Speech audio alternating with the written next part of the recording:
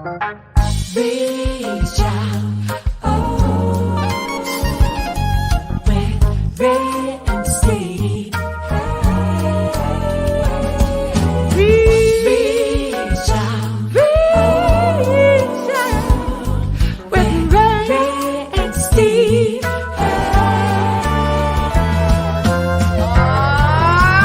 Take me out to the ball game. Take me out to the car.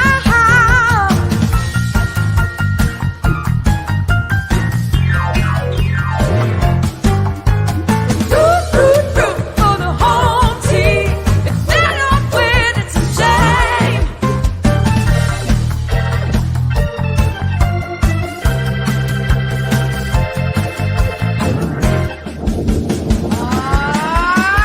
Play ball.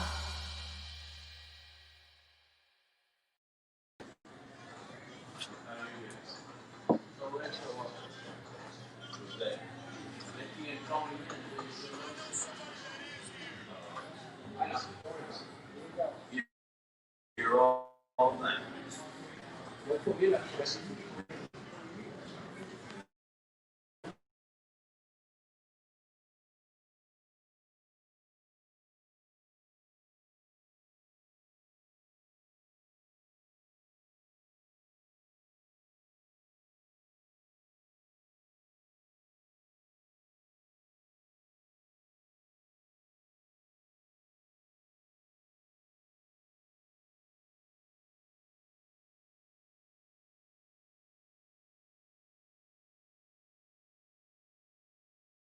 Chandler in the Bronx. Do you know what you're getting for lunch? All I know is that my man Carmine, our producer director, is concentrating on the Mickey Mantle. That's right. And you know what? The Yankee Tavern has been here since the days of Babe Ruth and Lou Gehrig, and I know for a fact from Pete Sheehy himself used to come here and pick up the pastrami sandwiches. Babe Ruth used to eat 3 pastrami sandwiches and 2 hot dogs and 2 bottles of seltzer back in 1927, 1928, and I'm so proud to be here. Joe's place. Joe, the owner, has owned this place now for God knows since I was a Yankee bat boy. Well, the Yankee Tavern is located 72 East 161st Street in Bronx, New York, right across the street from Yankee Stadium. Yankee Stadium, the Bronx. And it doesn't get better than this. Doesn't get better than this. When the pandemic lifts, you come here and you go to a game, right?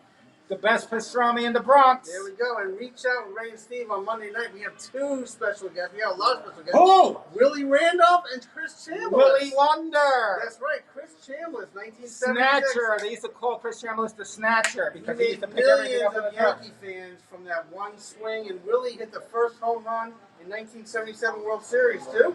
The first one. I was right there. I was right there to greet him. I hope you got the Well, footage. I think we got it. Chris Chambliss made me a Yankee fan. Let's check it out. How many Yankee fans he made with you? Hard shot, left side, way back. It is gone. Home run, Randolph.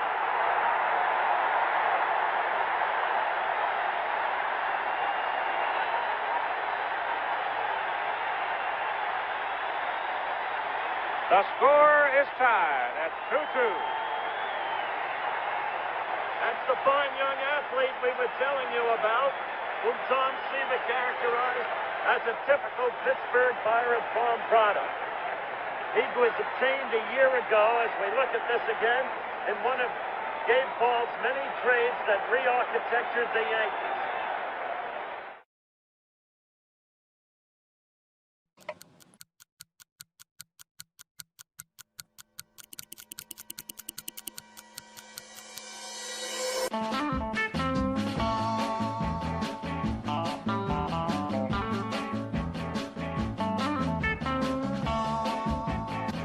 The American League Championship is Chris Chambliss.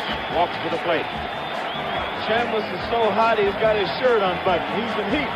Art Littell delivers high drive. Hits it right center field. That's gone. It is gone. Chris Chambliss has won the American League pennant for the New York Yankees. Yeah, my emotions really changed from exhilaration to fear when I hit second base because there's a lot of people all over the field. A lot happened during that run around the bases. The best thing I could do is get myself to the dugout. So that's the kind of run I had to make. It was almost like a football run where I had to run through some people. Look at the mob, Chris Chambliss. There was just no chance at controlling the crowd. Got into the dugout and into the clubhouse, and then the guys said the same thing, you know, did you touch home plate? I put on a jacket, and I took 2 security guards. I put my arms around them, and the 3 of us went through the crowd and were up towards home plate, which was gone, by the way. You know, somebody stole that plate. I put my foot on that area, and that was about as official as we could do it. He had to go back and make sure he touched home plate. I tell you, what a finish to as exciting a ball game as you'll ever want to see. Those are crazy times in the Bronx back then. It's still crazy in the Bronx, especially with this whole scenario of pandemic. But so that's why, Steve, I'm glad that you're bringing up the old good, for me, the good old days. The good old days, Chris Chambliss and Willie Randolph. Let me tell you about the good old days. Oh yeah, you can tell about it. Try to remember The good old days. But the kind of September. There we go. But we're at the Yankee Memories. He breaks out to the song no matter where we Like are. the But summer of mine. we want to thank the boys at NYPBG Studios back here putting this all together. We have some Peter. outstanding guests today. Who else here? Right, Mike Longo, Mike Dempsey, friends of the show all this time. So welcome, guys. Thank you. Pleasure being on. Yeah, and Mike, you have a couple of people next to you. Who are they? George Lanise, old college football teammate. I wouldn't say old, I say young, but older college football teammate of mine from about, 20-something, 5 years ago. I'm not going to date ourselves, but he's got a great program, charity, out in New York City. And he's got one of his student athletes here as well that he'll introduce as well. But He's a very shy young man. yes, he is. It's all good. He's a boy from Harlem, my streets. I ran those streets real hard in the day. Now it's like nice kids. Nah. So Mike, you're up from North Carolina. You came up for your reunion, and you ran into a friend of yours. Yeah, I came up for my high school football annual reunion we do every year. Usually it's at Yankee Stadium because Erasmus High School is always in the championship game. And this year there was no game this year, so we just had a dinner last night in the city. My friends, and I said, I want to see my old college football teammate. I haven't seen him in like 15 or so years because of all the great work he's doing. So this is like double, 2 for the price of 1 to be up here. So great trip, 8-hour drive, but all worth it. Could you tell us a little bit about the great work that your friend is doing? I really appreciate you guys having us on Radio Steve. My name is George Lanise, this is Bruce King. Our organization is about working with kids from youth through college to placement jobs. So what we're focusing on right now is doing more. As everyone's shutting down for kids, we get more involved. Whether it be SAT, academic. When they're running away from the fire, you're running into the fire. Exactly. We're Love running it. into the fire. So it happens that we actually practice every Sunday, right across the street at 161. Just doing football stuff, but keeping kids busy and keeping kids hopeful right now. One thing that's not being mentioned now is that our kids are sacrificing more than ever for adults, and we're not offering any solutions. Please tell us what you mean by that. Our kids are giving up in-person learning, so New York City kids pretty much are locked in the room all day.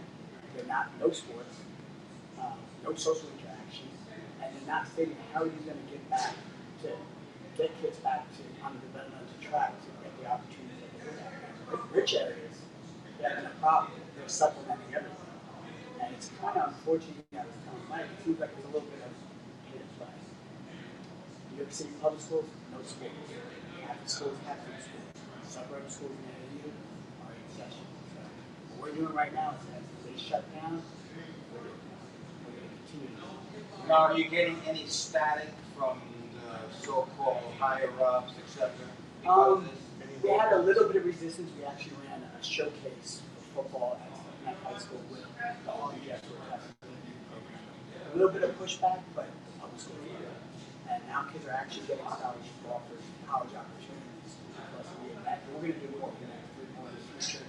We also ended our SAT programs before we signed up in May. We kept them up straight through. We're going to start a mentorship program, partnering with Royal Bank Canada, and the Wall Street firms. My background was in finance before I started teaching. Hey, let me ask you now, not every place they have a youth who's out there for the kids this way. What happens to those kids that don't have you? Right now they're lost. Right, that's the issue. And please emphasize. Right now they're lost.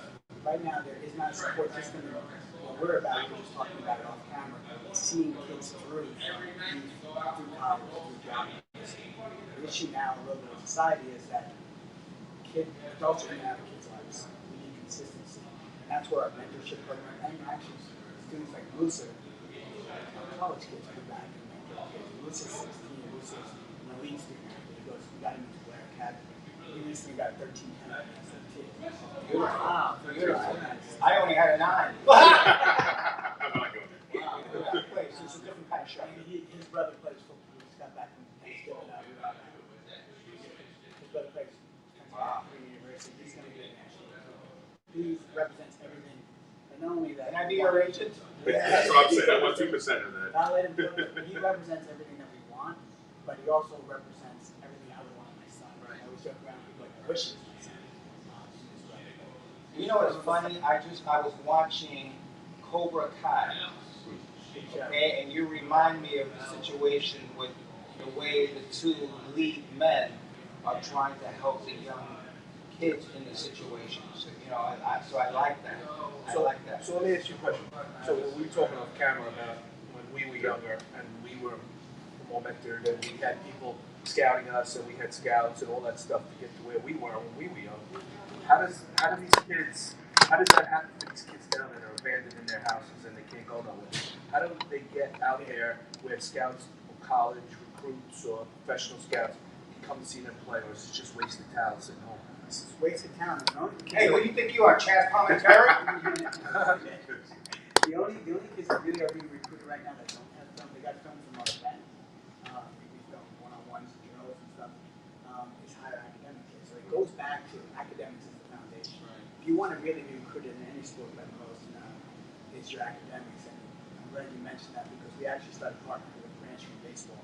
With Dylan Hanskin. Oh, yes, yes. Pushing this first pilot program with the kids. Listen, everyone wants to go to minors. If you go to minors at a high school and you don't make it, you're going to struggle with getting a job as that. So increasing your opportunities through academics. I know we're not going to get everyone in the beginning, but we'll be all and get that 4 or 5 kids. They see that they get opportunities and they know that it's very quick. Check grades. And Musa will tell you, I mean, he already was for good parents and so forth. But he's now at Blair Academy, which is one of the best schools in the country. And he has the equivalent of Musa, please tell me, what has this man next to you meant to you in your life? So George is kind of like, he's kind of the first person that really believed in me when we were talking about football. When I was in about 9th grade, we was coming back home from SAT and he said, Musa, if you really try, if you work hard and on and off your field and in the classroom, like you can get any offer you want, you can go to any school you want. And he said that to me and he also said that to my brother. We both kind of didn't believe it, but through the years, we started to see that as actually a possibility, and he was able to do it, so I believe I'm able to do it too. Now, something very important. I just posted on my Instagram yesterday 2 guys, Babe Ruth and Elvis Presley. And I put on my post, they didn't care about color. What does that mean to you from the standpoint of this man who, in essence, I just met you today, but I know that God helps me and works with me, and I see your eyes, and your eyes are real, passionate. You understand what I'm saying? What does that mean to you that a white man, in essence, didn't give a damn about your color or anything like that in a crazed society? For me, my parents always told me to be nice to people, so I believe he was raised the same way, and like I really never thought about his color or anybody's color. I only really care about their character, their personality, and how they can benefit me and how I can benefit them. See, that's the problem today. We were all raised, God bless your parents, because we were all raised the same way. You don't look at color, you don't look at race, you don't look at that, so you be nice to people, people be nice to you. Today, that's not being thrown out there. That parents are not telling their children that. Now it's white, black, this, that, that's how it is. Let's say not all parents. Right, okay. So, not all parents, One but of the majority. The reason why it is because people, right now, the big thing in companies is diversity, right? The way they explain it, which is a great way, is if you're not diverse in the group, you're not going to be in the innovative. We should have everybody from the same area to be the same. There is no diversity in the school system in New York City. 95% of the schools are black and Spanish, 95% are white and Asian. So there isn't the crossover there. It should be. Now, I was fortunate to be right. I was raised very well. But when I came and I started coaching at Cardinal Hayes, I was a lot of places I go, I am the only white person, but I never even think of it that I'm white and they're kids. That's the problem. They're kids. And everyone is thinking of things in their own perspective right now and not seeing how it affects other people. And there's no reason why where you were born should affect your opportunities. And that's what we got to do a better job of helping kids from a young age. I tell you, it shows you, like, put in the work with someone like Moose and other kids. I think New York City kids are better than any kid. They took, what's the chances that him and his brother in one household right now, the two of them, there's probably only 5 kids in the country that can jump over 40 inches vertical and score over 13 or 15 assists. Yeah. There's probably a lot more like that. But I love what you do because the academics is so very important. Yeah, So along with the athletics. And what's the biggest challenge during this pandemic? We're all faced with many challenges. How do you overcome what you do? How do you reach out to more people? You know, December's rolling around, January's right around the corner. What's your vision for 2021? My vision for 2021 is just to do more. And the way we do more is, like, say for example, my focus was SAT. We extended the class. I had some kids with me for 8 months that had done cancer in the past. Only in the city they were cancer. It was open up in the suburbs. But our vision now is we're starting a mentorship program. We need to have kids have more access to adults that care. And the more adults that care and give back, you can overcome these hurdles. Because I would bet some kids will step out 2 or 3 years now. Yeah, especially kids with special needs even further. Yeah, even further. No one's talking about this. Right. The problem is, let me ask you this, okay? And we're all mentors, okay? How do you battle? And I'm glad that you have your student here, okay? You're a sensei. And in essence, how do you battle the frustration that certain kids give you? Not every kid is going to be this kid. How do you battle that kid who, in essence, thinks he knows everything? It's twofold. Well, one thing And say that loud, this is important. That's the majority. There is, but surprisingly, like during the, I'm not political, during the pandemic, it was on nonstop. It started getting me a little bit down. And the kids were so positive, they got me back. And that's when we started doing even more. The kid that battles that, he knows, I don't stop. I'll point it out over and over again. We had 3 kids that pushed back with SAT, and I said, you know what? You guys just got punished. You're in SAT boot camp. We did 3 days in a row, 8 hours a day. They wanted it. First they said, "Jim, I'm trying to use the grade team." But it comes down to you can't. And when you go, you can't back off. And even my dad, when I was in college at Albany, my grades got, he was going to pull me off the football team. That would have been really At what embarrassing. school? Albany, we went to Albany. Okay. At 20 years old, taking off the sports, you just have to be there and you can't back off. But how do you handle the Mike Dempseys? Hey, you know Mike Dempsey handles you. Right. You know, Mike Longo loved the colors of your jacket, first of all. Well, I'm wearing the old Purple football and gold. jacket. It still fits all these years later. I'm just proud because I did lose like 30 pounds. Mike last is year. very political. But, And you guys know each other for a long time. Talk about your relationship. yeah, we were like roommates and sweet mates for like I think all 3 years up there. Yeah. 2.5 years. And, Fortunately, we lost a little touch each other and reached out and I saw all the stuff that he was doing. He reached out to me. That's what a true friend is. Doesn't matter how long you've seen them, they're willing to help you. And that's what we're trying to teach is that it's giving back. It's great. And he reached out to me. our other mutual friend is Danny Lambert, coach Erasmus High School. Incredible story. Danny turned around a program in Brooklyn that had lost. It's like a movie in itself. I mean, they lost every game for like 5 years in a row, and now they've been to the city championship, PSAL, for the last 6 out of 8 years, and he won the last 2. Danny came in and turned around the program. I mean, when we played Erasmus back in 30 years ago, they had no equipment. Now they got sponsors, they got funding for these kids. It's an incredible story, and I think what Danny's done is an inspiration too. And he's one of the best coaches I think I've ever seen coach high school football. And he's ready for the next level. I know whether it's Rutgers or whatever school, but they'd be proud to get some like. But I think Danny loves mentoring these young kids. He can have the college football opportunities. He's had many. He knows Urban Meyer.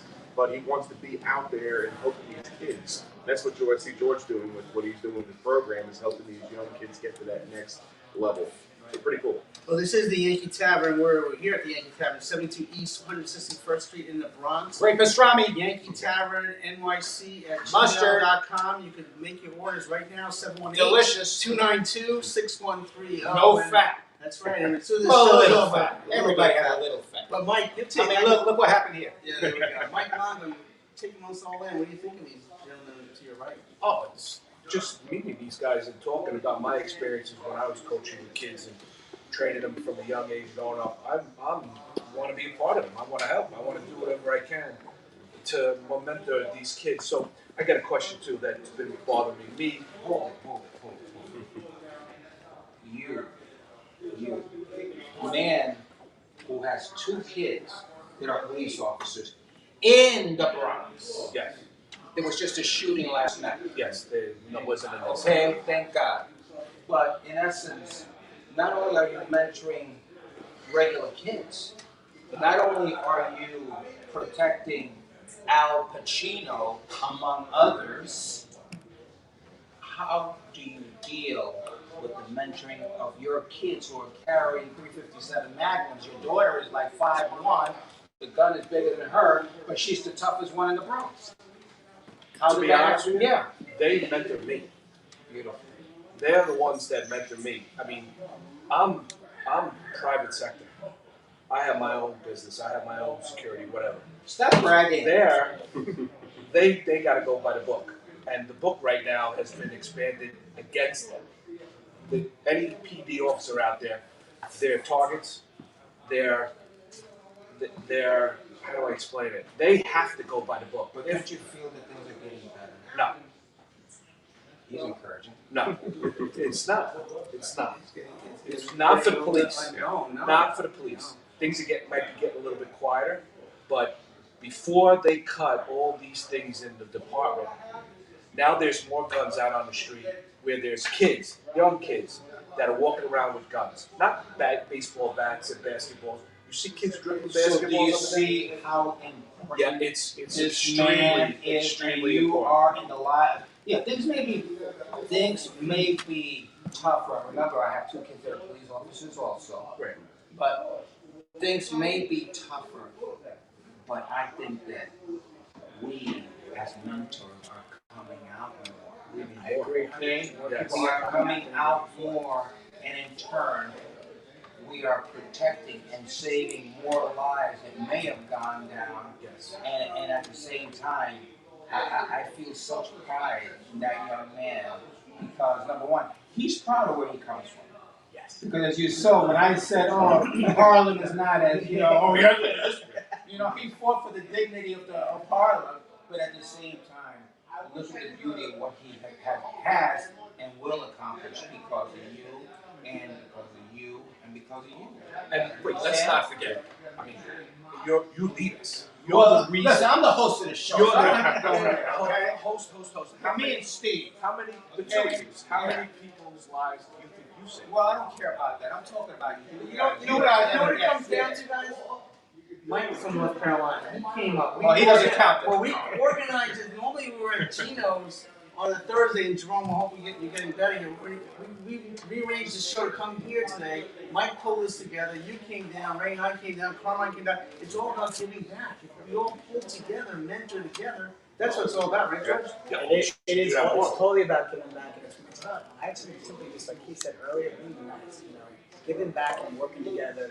And what you said was great is that they do mentor us. I learned, I couldn't believe that, working in finance for 2 years, that are very successful. These have kids that work harder than I ever worked, kids that are smarter than I've ever been. And to see that having such little, if we match the resources with their effort, you're going to see it explode. You're right. That's what we got to do.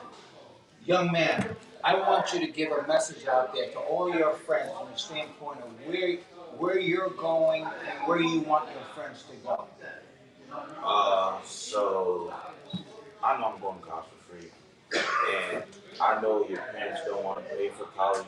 You don't want to pay for college. I have a brother who's a Division I football player that's going to college for free. I got a sister who's a nurse that's about to become a doctor, who also went to college for free. And me, I know I'm going to go to college for free. So you don't want that burden to be on your parents. So do what you got to do, whether it's in school, extracurricular activities, or anything else, and stay off the streets. How important is school for you? It's extremely important. Say it loud. It's extremely important, not just because of academics. It's also a great way to network and make new friends, which will benefit you later in life.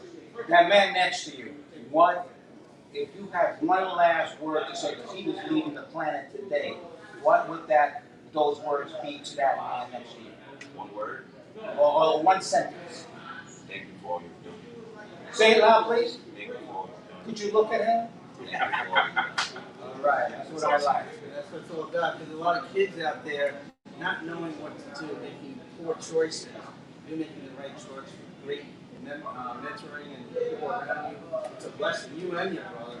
So it's a powerful message. We can talk all we want. Coming from you is even powerful. What's your website, George? Outreach.org. Okay. Yep. See, they could call us heroes, but what if that young man just said, his parents are my heroes? What he just said is a reflection of his parents. All of you guys are heroes, and I love all of you. I don't know you, but I love you. Okay, because I know what you have helped this young man achieve, and I'm very, very proud of Michael. And again, you've done it again. You're the connector. You're the guy that always has the great people, and you do great things, and I love you for that. Okay, love, baby. Another better place right in the Bronx. In the Bronx, in the South Bronx. South Bronx, but Each of you as a gift will be receiving Yankee Miracles, my book, and that's it. I hope you enjoyed it. There's one for him too. There's one for him also. So thank you very much. We have the cake.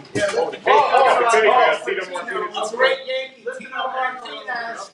Happy birthday, Tino Martinez. He sent his birthday cake. He sent his cake December over. 7th is his birthday. Mike has had his mouth all over it. Yeah, I've been eating. he ate half of it. Yeah, He's the other half. been trained. He's been trained to become fat. Oh, there we go. But He wants to become gordo. But this has been Reach Out with Ray and Steve from the Yankee Tavern in the Bronx. And We are going to be going to all the different stores all throughout the Bronx. So So we have stay to tuned. give out books and things and all that and a piece of cake. But Monday And, night, you know, Reach Out with Ray and Steve. Miranda.